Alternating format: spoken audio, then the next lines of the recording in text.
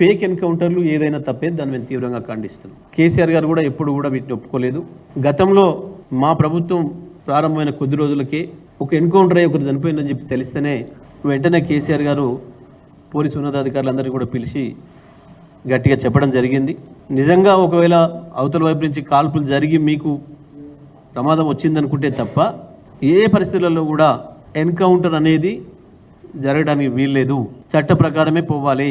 వాళ్ళు ఎవరైనా సరే చట్ట వ్యతిరేకంగా పనిచేస్తున్నారు అని మీరు అనుకున్నప్పుడు చట్టం పరిధిలో మీకున్న అధికారాలను వినియోగించండి, వాళ్ళని కోర్టులో ప్రవేశపెట్టండి, ఆ తర్వాత విచారణ నిర్ణయిస్తే తప్ప ఎవరు ఒప్పు ఎవరు తప్పు అనేది ఎన్కౌంటర్ అనేది ఏ పరిస్థితుల్లో మళ్ళీ జరగడానికి వీల్లేదు తెలంగాణలో అని చెప్పినారు.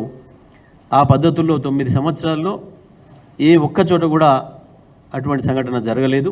మరి నిన్నటి ఎన్కౌంటర్ కూడా మాకు వస్తున్న సమాచారం ప్రకారం దానిపైన రకరకాల అనుమానాలు వస్తున్నాయి. ఆదివాసీ హక్కుల సంఘాలకు సంబంధించిన మిత్రులు కూడా వచ్చి మా దగ్గర రిప్రజెంటేషన్ ఇచ్చినారు. ఎక్కువగా మా ఆదివాసీలను అణచేస్తున్నారు, ఈ పేరు మీద చంపేస్తున్నారు, దీనిపైన కూడా మాకు అనుమానాలు ఉన్నాయని చెప్పి వారు ఏదో మేము కోర్టులో వేసామని మాట కూడా చెప్పినారు. ఎట్టి పరిస్థితులలో ఎన్కౌంటర్లు ఫేక్ అయితే తప్పకుండా అధికారులపైన చర్యలు తీసుకోవాల్సిన అవసరం ఉంటుంది. అవి ఏ కేసులైనా సరే తప్పుడు కేసులు పెట్టినట్టుగా ప్రభుత్వం అధికారంలో ఉన్న పార్టీ నుంచి వచ్చిన ఒత్తిళ్లతోనే లొంగి తప్పుడు కేసులు పెట్టినా ఇటువంటివి చేసినా సంబంధిత అధికారులపైన చర్యలు ఉంటాయి. మేము ఫేక్ ఎన్కౌంటర్లు తప్పకుండా ఖండిస్తాం, అందులో సందేహం ఏం లేదు.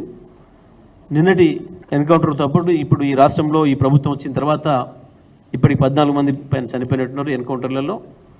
తప్పకుండా అన్నిటిపైన కూడా ఎవరు అనుమానాలు వ్యక్తీకరించినా, వాళ్ళ కుటుంబ సభ్యుల అనుమానాలు వ్యక్తీకరించినా విచారణ చేయాల్సిన అవసరం అయితే ఉంటుంది.